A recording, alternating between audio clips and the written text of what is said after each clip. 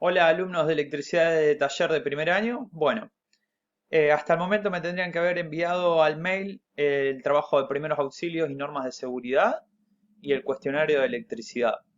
La semana pasada les envié un video muy parecido a este en el cual hablábamos de circuitos eléctricos, cuáles son sus componentes. Vamos a hacer un repaso general del apunte de electricidad para ir viendo cuáles son los distintos conceptos que ya tienen que tener en claro. Bueno, habíamos visto que la electricidad es un fenómeno originado por cargas eléctricas. Esas cargas eléctricas pueden ser positivas o negativas. Recuerden que las cargas del mismo signo se repelen, quiere decir que se empujan hacia ellas, y que las cargas de distintos signos se atraen, como dicen acá en el cuadro. Recuerden también que la electricidad transforma energía en otro tipo de energía. Puede ser calórica, lumínica, movimiento. Acá dice química. Eh, Cada una tiene su ejemplo. Lumínico, una lámpara.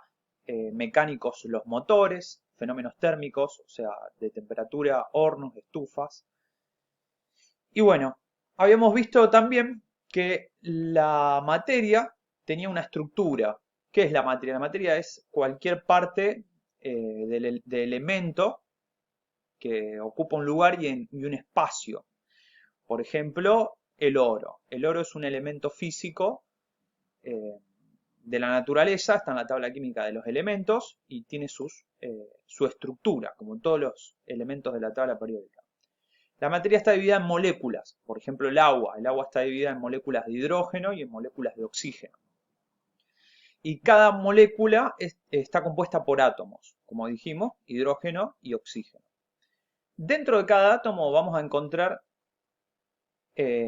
una estructura. Esa estructura es, por una parte, el núcleo, que está compuesta por neutrones y protones. Los protones son cargas positivas. Y orbitando alrededor de los átomos están los electrones.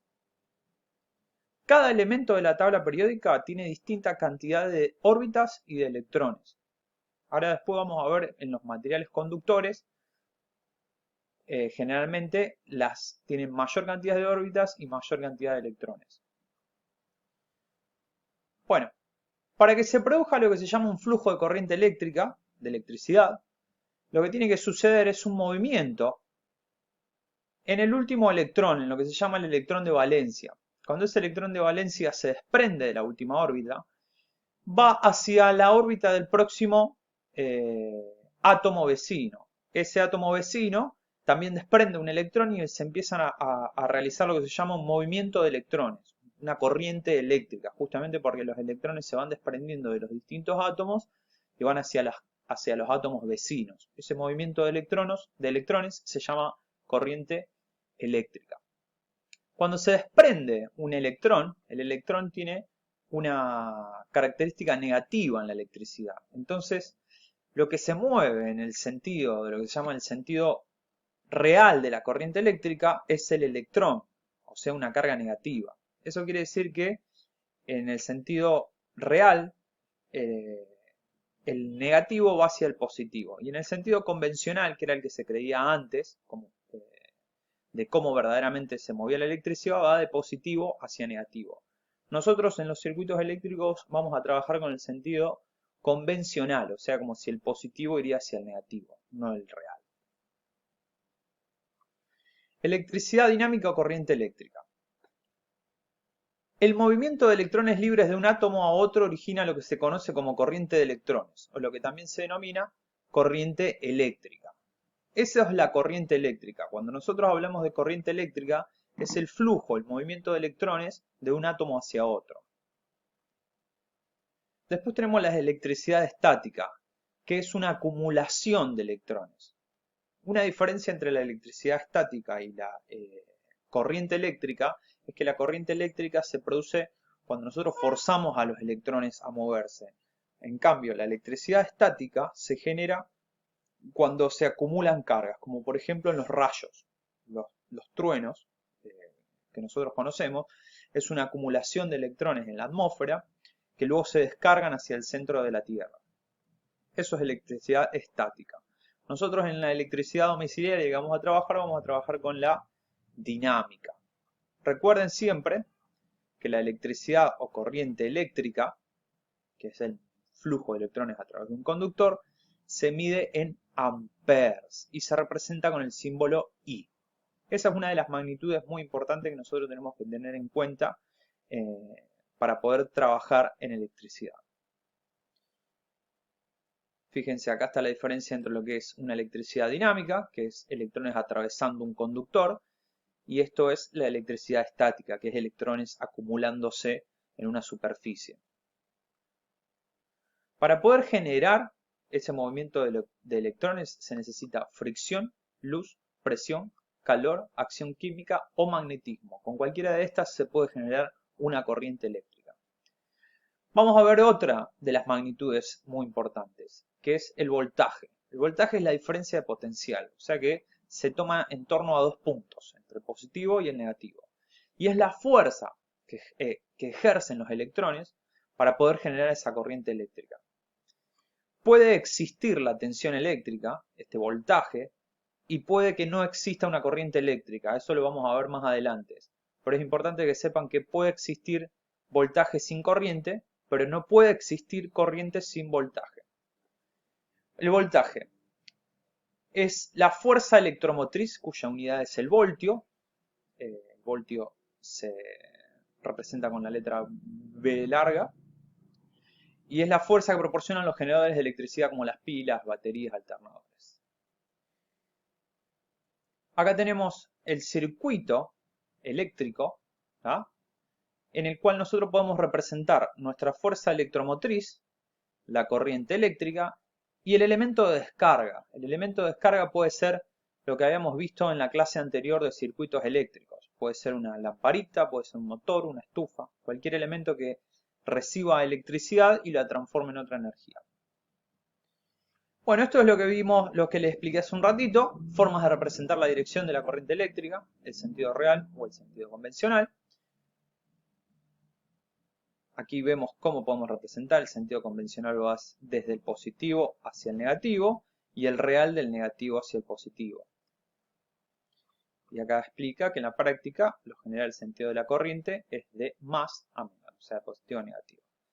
Aislantes y conductores. Ahora, nosotros vimos hasta el momento corriente eléctrica y tensión eléctrica. La corriente eléctrica es el flujo de electrones que atraviesa un conductor, que se mide en amperes. Vimos la tensión eléctrica, que es la fuerza que empuja a esos electrones, se mide en voltios. Y ahora vamos a ver una tercera, que se llama resistencia. La resistencia cabe explicar que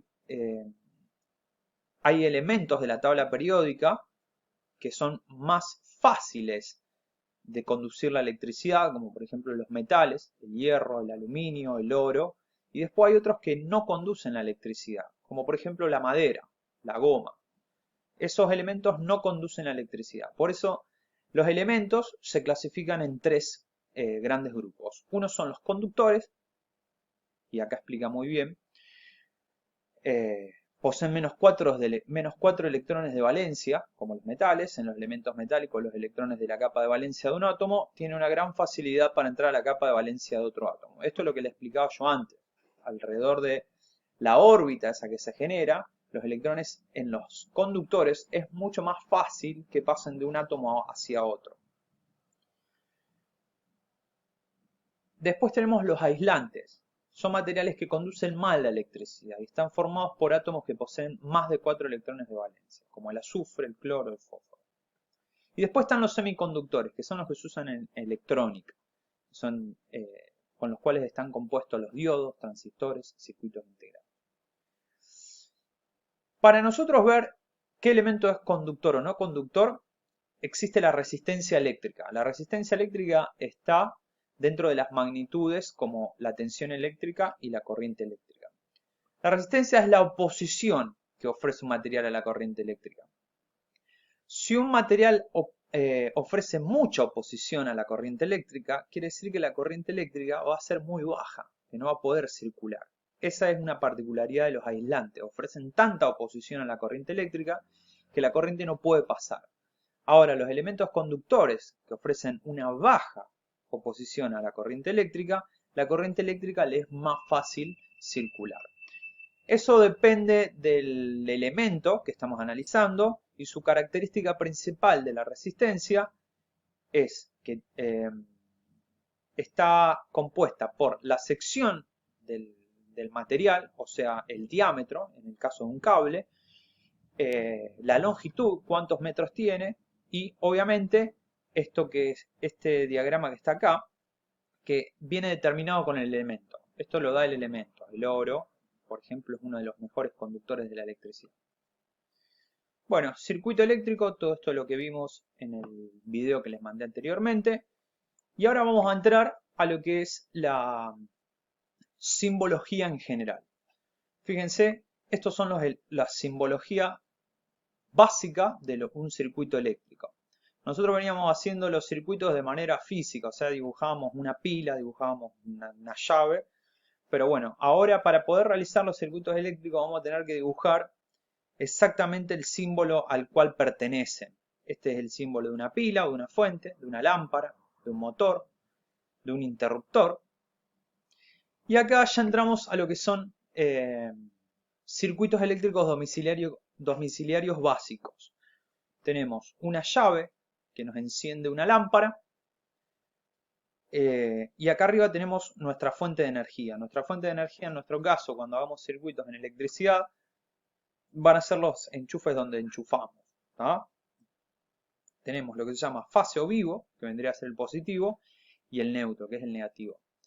Cabe aclarar que en electricidad existen dos tipos de electricidad, lo que se llama la electricidad alterna y la electricidad continua. La electricidad continua, la corriente continua, es la que se da en pilas o baterías, y la corriente alterna es la que se da en nuestras viviendas. Nosotros, como vamos a trabajar con electricidad de vivienda domiciliaria, vamos a trabajar con fase y neutro. Bueno, acá en este circuito podemos ver cómo la fase está conectada hacia un interruptor y esto contiene el nombre de bajada. ¿Por qué bajada? Porque es donde bajan los electrones en primera instancia desde la fuente de energía hacia el interruptor. Después tenemos el retorno, que es el cable o el conductor que va desde el otro extremo de la llave hacia la lámpara, y después tenemos el directo, que es el que va desde el otro extremo del portalámparas hacia el neutro. En este caso tenemos dos llaves y dos lámparas. O sea, básicamente se repite este circuito que tenemos acá en este, pero dos veces. O sea, son dos circuitos en uno. Fíjense que para poder conectarlo, los directos se unen. Pero los retornos van por separado. ¿Eso por qué? Porque la corriente eléctrica acá se divide hacia una lámpara y hacia la otra. Y cada llave va a controlar cada lámpara. Si yo pongo una sola llave, se van a encender las dos lámparas al mismo tiempo. Y yo lo que necesito acá es que cada lámpara se encienda con una llave. En este caso tenemos tres lámparas con tres llaves distintas y los tres directos conectados entre sí.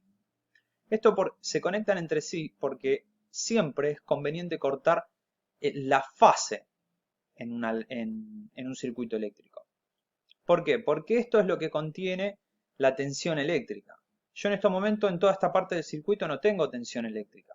Sí tengo cuando cierro cada una de las llaves. Entonces al cerrar cada una de las llaves voy a ir teniendo energía eléctrica en cada una de ellas. En este caso tenemos un símbolo de dos llaves que encienden dos lámparas y un toma corriente. El toma corriente necesita la fase y el neutro. Entonces fíjense cómo tenemos la fase por un lado y el neutro por el otro.